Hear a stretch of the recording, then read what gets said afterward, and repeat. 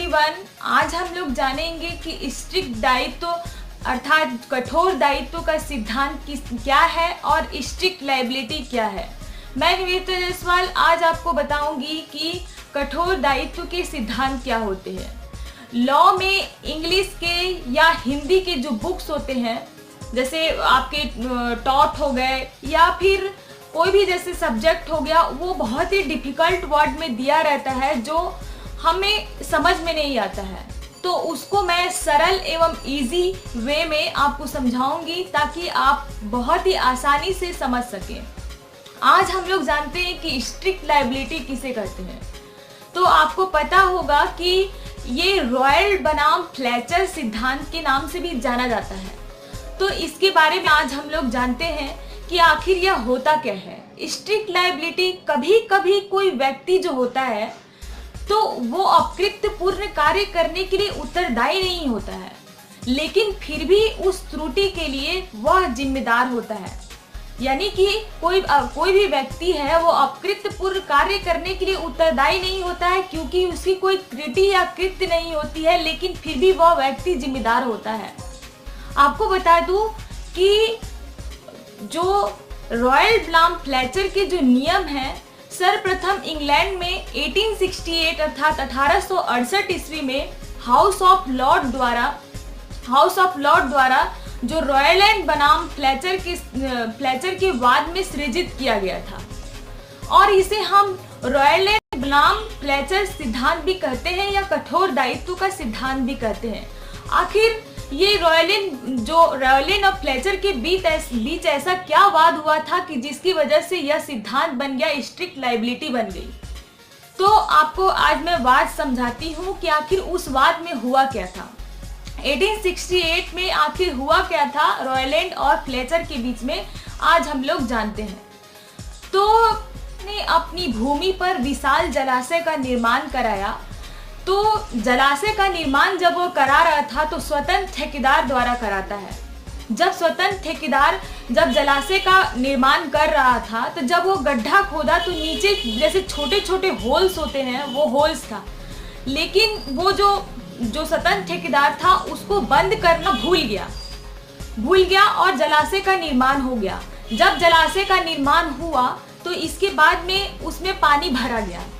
तो उसमें जो छोटे छोटे गड्ढे थे, जब जलाशय में पानी भरा गया तो जो छोटे छोटे गड्ढे थे उसमें भी पानी भर गया, और जो पानी भरने की वजह से वो पानी भरने के बाद वो धीरे धीरे होल्स के होते हुए और इसके बाद में पड़ोसी जो रॉयलैंड था उसके कोयले की खान में चला जाता है।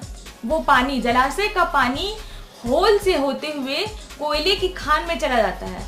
जो रॉयलैंड का जो फ्लेचर का पड़ोसी था रॉयलैंड, उसके कोयले की खान में जब चला जाता है तो उसे बहुत भारी क्षति होती है। उसके कोयले की खान में पूरा पानी पानी हो जाता है, बहुत तहस नहस हो जाता है। तो क्या करता है कि वो वाद दाखिल करता है कि अब क्या होगा करके। तो उसने फ्लेचर पर वाद दाखिल करता है। तो फ्लेचर कहता है कि हमने यह जलाशय का निर्माण स्वतंत्र ठेकेदार द्वारा कराया था। अगर मुझे पता रहता कि इसमें होल्स है तो मैं जरूर बंद करवा देता, लेकिन न्यायालय ने फ्लेचर को ही इसके लिए प्रतिवादी ठहराया। क्यों? क्योंकि उसकी रिस्पॉन्सिबिलिटी थी। यहाँ पे कठोर दायित्व का सिद्धांत यहाँ पर लागू होता है। क्यों? क्योंकि अगर आप कोई भी अपनी भूमि में कार्य करा रहे हो या खतरनाक वस्तु ला रहे हैं या खतरनाक कार्य करा रहे हैं या भूमि पर कोई भी निर्माण कराते हैं, तो आपकी रिस्पॉन्सिबिलिटी बनती है कि आप उसकी देख रेख करें, अर्थात देख रेख में उस काम को करवाएं, ताकि अगर आपकी भूमि से दूसरे की भूमि में कन्वर्ट हो जाता है या पलायन कर जाता है, तो अगर दूसरे की भूमि या दूसरे व्यक्ति को अगर क्षति कारित होती है तो इसके जिम्मेदार आप होंगे। यानी कि आपकी अगर गलती नहीं भी होती है तो भी आप जिम्मेदार होंगे, क्योंकि ये कठोर दायित्व के सिद्धांत अर्थात स्ट्रिक्ट लायबिलिटी यहाँ पे लागू होती है। अब आपको समझ में आ गया होगा कि रॉयल बनाम फ्लेचर के जो नियम बनाए गए थे वो क्या थे, और रॉयल और फ्लेचर के बीच में ऐसा क्या वाद हुआ था कि जिसकी वजह से बहुत इसके ऊपर एक सिद्धांत बन गया, नियम बन गया। और एक और एग्जांपल अगर मैं समझाना चाहूँगी ताकि आप स्ट्रिक्ट लायबिलिटी को आप समझ सके, जैसे दिवाली में हम बम छोड़ते हैं। बम में एक बम आता है चटचटैया, जिसमें 20-25 बम एक साथ जुड़े रहते हैं। अगर आप अपनी भूमि पर उस बम को जलाते हैं, जलाने के बाद 2-3 बम जो होते हैं पड़ोसी के घर में जाके छूट जाता है। आप अगर जला रहे हैं और वह बम 20-25 बम में से 2-3 बम निकल के पड़ोसी के घर में फूट जाता है, तो फूटने के बाद क्या होता है कि पड़ोसी के घर में जो भी अगर क्षति कारित होती है या जो भी व्यक्ति को अगर कोई भी चोट लगता है तो इसके रिस्पॉन्सिबल आप होंगे, क्योंकि इसमें स्ट्रिक्ट दायित्व का सिद्धांत लागू होता है, यानी स्ट्रिक्ट लायबिलिटी इसमें लागू होती है, यानी कि आपकी गलती नहीं होने के बाद भी आप जिम्मेदार होंगे। यही है आपको कठोर दायित्व का सिद्धांत अर्थात स्ट्रिक्ट लायबिलिटी। एंड अब नेक्स्ट वीडियो में मैं एब्सोल्यूट लायबिलिटी के बारे में बताऊंगी, जो पूर्ण दायित्व का सिद्धांत है।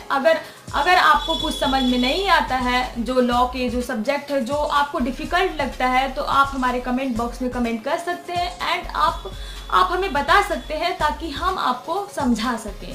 एंड अगर आप हमारे चैनल को सब्सक्राइब नहीं किए होंगे तो हमारे चैनल को सब्सक्राइब कर ले एंड बेल आइकन को क्लिक कर दे, ताकि आपको लॉ से रिलेटेड इंपॉर्टेंट वीडियो मिलती रहे। एंड मैं 1 by 1 जो भी आपके जो डिफ़िकल्ट टॉपिक है उस पर वीडियो बना रही हूँ एंड हिंदी में बना रही हूँ, ताकि आपको आसानी से समझ में आ जाए। And thank you.